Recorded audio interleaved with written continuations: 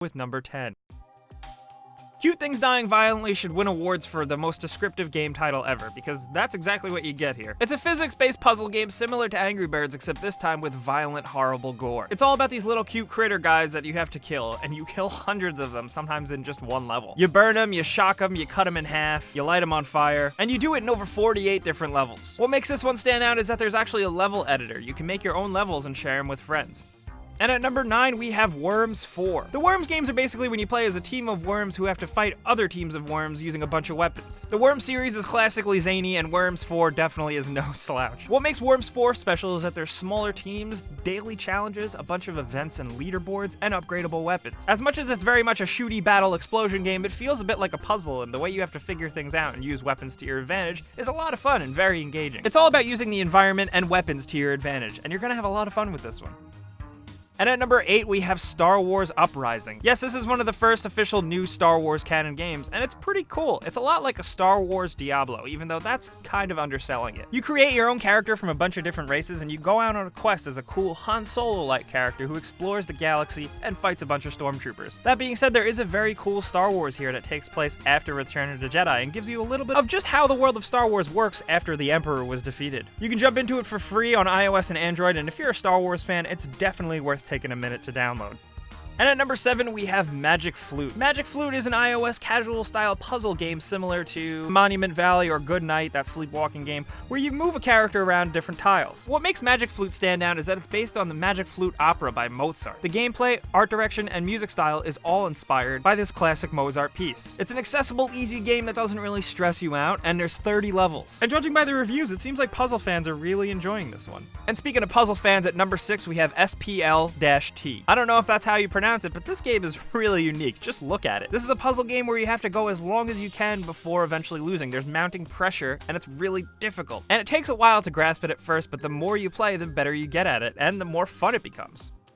Coming down halfway on our list at number 5, we have Blocky Highway. Blocky Highway is a game about racing traffic, avoiding trains, collecting cars, and having a blast. It feels like an endless runner, it looks a bit like Crossy Road, but the visuals are gorgeous, and this game is pretty addicting. Of course, this is one of those free games with a bunch of collectible things, and you have the option to purchase, but thankfully it doesn't get in the way too much. This is a fun, simple game about high-speed racing and dodging oncoming cars, and it's a blast. And at number 4, for platforming fans, we have Pico. The description of Pico is an intense speedrun platformer where you get to save video games. You jump around on platforms, avoid death, dodge objects, use shortcuts to your advantage, and the game's got this awesome retro-futuristic style that's totally gorgeous. It controls really well, and thankfully there's over 100 levels. This is a $5 platformer game that'll keep you busy for a while. It's fast, brutal, and really fun for quick pick-up-and-play moments. And at number 3, we have Unkilled from the creators of Shadowgun and Dead Trigger, those games where you shoot stuff. Unkilled is no different. It's a game where you shoot stuff. This time around, it's zombies, and a lot of times it's on-rails turret shooters. But the game is graphically so impressive with a bunch of particle effects, cars, humans, zombies, bullets flying around, explosions. It really is quite a sight to see. And it is free to play, and it has a little bit of that free-to-play bullshit. But ultimately, if you just want to shoot a bunch of stuff for free with pretty graphics, Unkilled might be right up your alley. And at number 2, we have PewDiePie, Legend of the Brofist. Now listen, you can criticize PewDiePie all you want, but the fact remains that this is actually a pretty damn good little game. While the $4.99 price point seems a little steep, this is a well-designed game with great platforming, classic-style levels. Sure, there's a lot of references to his YouTube channel and all the inside jokes, and for the rest of us it might seem a little bit insufferable, but once you get past that, the music, the level design are all top-notch. Every single level is completely different, and this game has a lot of variety. One level you're in a cave, the next you're jumping from car to car on a speeding highway, then you're in a flying airplane shooting down barrels. Legend of the Brofist is a lot of fun, and it's available on iOS and Android.